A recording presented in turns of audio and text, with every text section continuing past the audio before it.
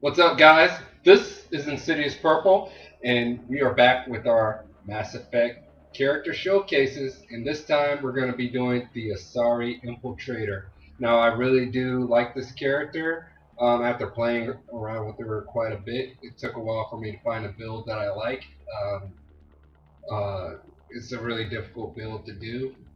You could use her as a detonator because you'll see the powers that she has is good for they're both detonators, but to be quite honest, they're not really all that impressive. But I found a particular way that I like to play her, and I'm going to show it to you in this showcase, and then we will see the gameplay and exactly how I play with this character. Okay, so let's go ahead and start off with the loadout, and I am using the Ushir. That has to be the way you say it. I have to be right on that. Okay, so I'm using the Ushir, and let's see right here because I know that you get 3 rounds. Okay, there you go. You see that with the pistol magazine X, and with the pistol barrel, that's just for a little bit extra damage. But this weapon does quite a bit of damage, as you saw, 1230 when it's and it's just at level 2 as well, so it's a pretty good weapon. It's an N7, so I know most of you guys might not have it. You could also use the Talon with her if you have that one. That's a little bit easier to get. Basically, I would say anything that's not like fast shooting, but you know, like a shotgun or something like that. Anything that's not fast shooting, particularly for this build that I'm showing you right now. Okay, I have the adaptive war amp, and I'll show you why in a little bit. You'd expect me to want to add more damage to the sheer with the combatives upgrade. Either one. But no, with this build, I'm mostly using powers with this build. And you guys are going to see that. Alright, skip that. Okay, so here's how I have my points distributed. Obviously, as you can see, I didn't put the last point into stealth grid, so the remaining points went into throw. Stealth grid, I'm just going to skip over to rank 4 right here. Okay, so I increased the power cell capacity, and this is really important right here, the shield regeneration, 30%. And then it reduces the shield delay reduction. Alright, so regeneration delay reduction is increased by 30%. There we go. So basically, this character gets a lot of shield regen, and this character also has Lance. And I'll show you Lance, but for right now, I'm going to show you why I chose to opt out of the 6. Um, I, I decided to opt out of this because basically I really didn't need it, especially with the Ushir.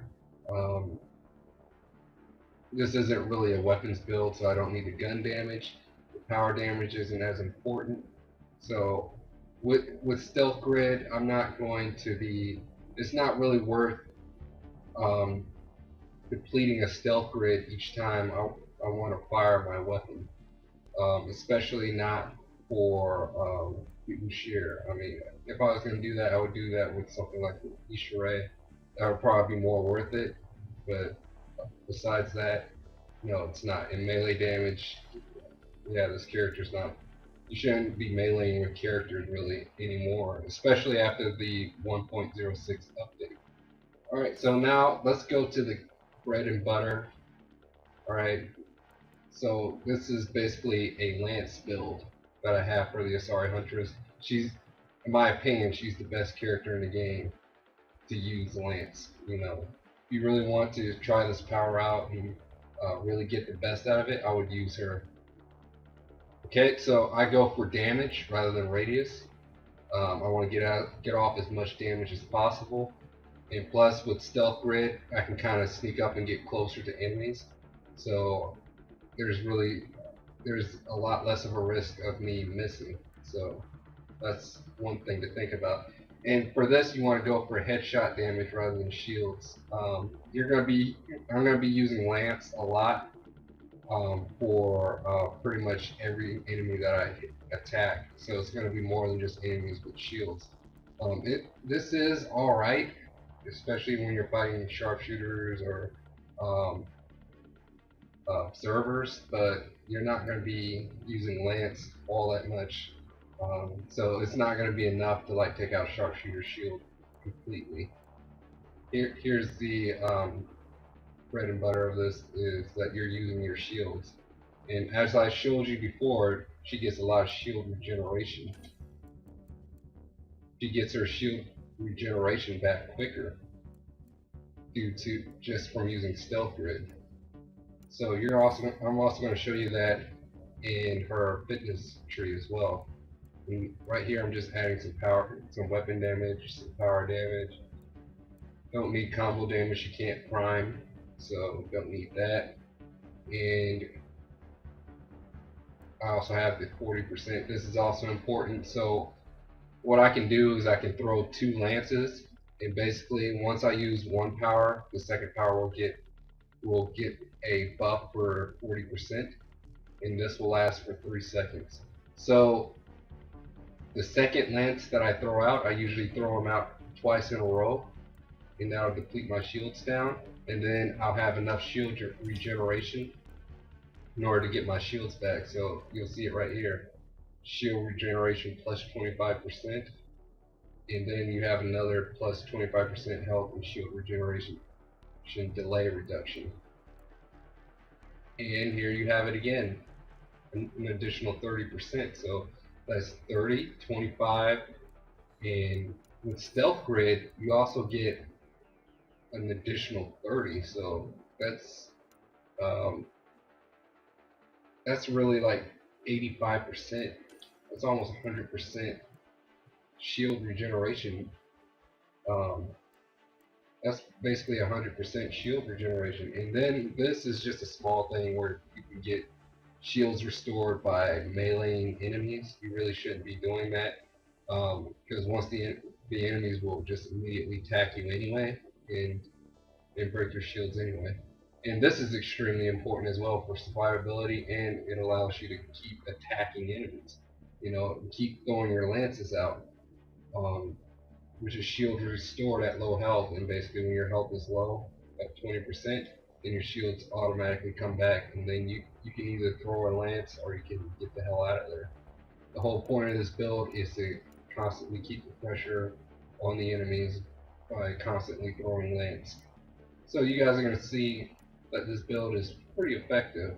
So I'll show that to you guys in the gameplay. Alright, I'll see you guys there. Okay, guys, here is the showcase for the Asari Huntress. Alright, so starting off, I didn't really know if this character was going to be all that good. If there was really a working strategy for this character, aside from using, well, stealth grid to run around, revive people, and basically hoping that she gets some good weapon damage in her level up tree so that she can probably rock a good weapon and shoot down some guys while running around invisible. You know, that's the best that I kind of hope for her, because she can't prime her own explosions, but she can definitely detonate them. And you could probably count throw as a primer. Um, if you use throw and you have the duration on there, then they can be primed for explosion. If you can hit them with lance, you know, to me, if it's not an effective strategy, then I just don't really care to look at it. And here in my showcases, I only focus on, um, you know, viable viable strategies. You know, so that's my whole thing. Okay, getting into the build that I have at hand. This is a lance throwing build. Okay, so basically it's a shield regeneration lance throwing build. So I throw out lance whenever I get a chance. Of course, stealth grid is always useful. And I find myself not using throw as much, you know. So with this build, as you know, I only put 3 points in. I think I only put 3 points into throw, if I remember correctly. And that's just basically for the recharge speed. you know, the force and damage is whatever. Um, I'm not going to be using it primarily for detonating explosions, so that's good enough.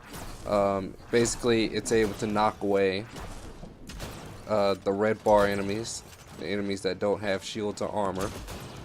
And then the guys who lose their shields, you can easily knock those guys away. So when they're whenever you have a group of enemies that are attacking you, you can just use throw and knock them away. You can knock a few raiders away, and even if they have armor, you can at least stun them. Unless they're a berserker or a hydra or a big boss enemy. Outside of that, you can stun them like all the rest of these enemies here, the agents, the pariahs, everything else. You can pretty much use throw to stun them. You can shoot them. You can use your stealth grid, run away, or whatever it is that you need to do. It'll give you time. It'll give you space, basically. Now that throw is out of the way. Like I said, the build for how I set up Lance, as you guys saw in the preview, I have it so that it's based off of shields at rank 6. So I can shoot out 2 of them, and even though my shields go down extremely low, I have fast shield regeneration.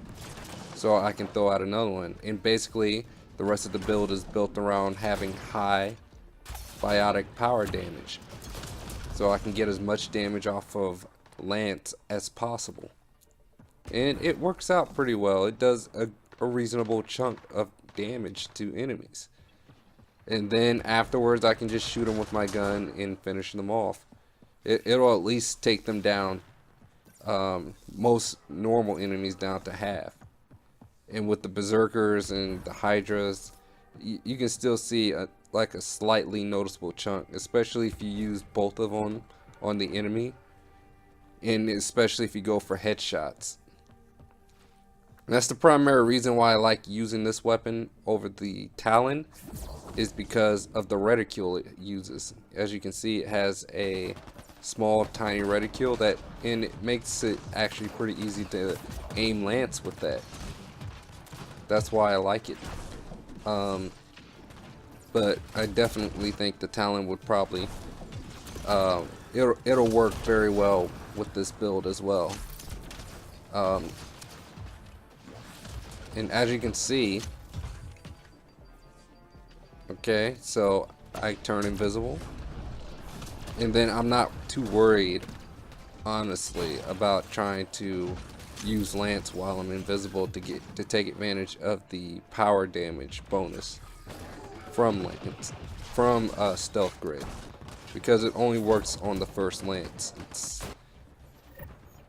I mean, you could do it.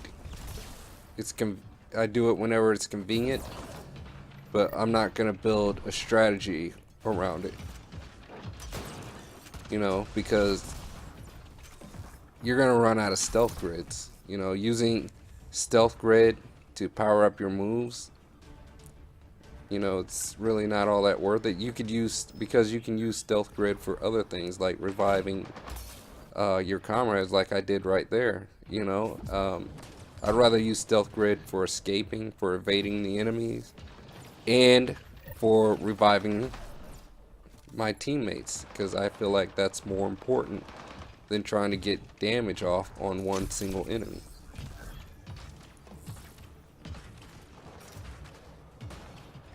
As you can see right here, I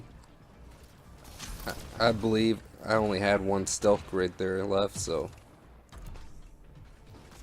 And I can also use it for getting devices as well. And we're just getting these guys are just getting absolutely wrecked. But as you can see, with stealth grid, I have a lot of maneuverability, and then I can just pop out of nowhere throwing lances, and then my shields recover fairly quickly. And I also have the modifier where if my HP falls below 20%, I'm getting 100% of my shields back. Alright, and that's the first time I went down. But yeah, this character has a lot of maneuverability. This is a way to play her. I think is really good. Honestly, if you're wondering the best way to build her so that you can best take advantage of her powers, I think this is definitely one of them. So if my health even if my health goes down to 20%, I can get 100% of my shields back, and then I can either throw another lance if I know I can finish off the enemy, or I can run away. I can stealth grid if I have a stealth grid, you know, and it just gives you more options. You know, it gives this character a lot of versatility, a lot of survivability. And it gives her the capability to survive and to fight.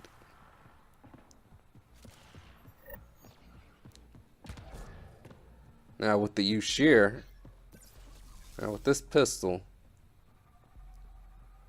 you know, I miss quite a bit. You know, it can be kind of frustrating playing this build, honestly. Because you can miss Lance a lot. You can miss with the Ushir shots. The pistol, the Ushir, you can miss a lot with this pistol. And at a point you kind of get annoyed when you keep missing a lot. But with the stealth grid, you can get up close to the enemies. You can get behind the enemies, and you can use both of your lances, and you can basically assassinate an enemy unit. And that's how I like to think of it. Like, I'm an assassin, I infiltrate behind enemy lines, and then I use double lance and assassinate an enemy, and then I'm out of there. Then I use the stealth grid again, and I'm out of there. Wait for my shields to come back, do it again. And that's pretty fun to do too. But you just gotta be careful though, you know.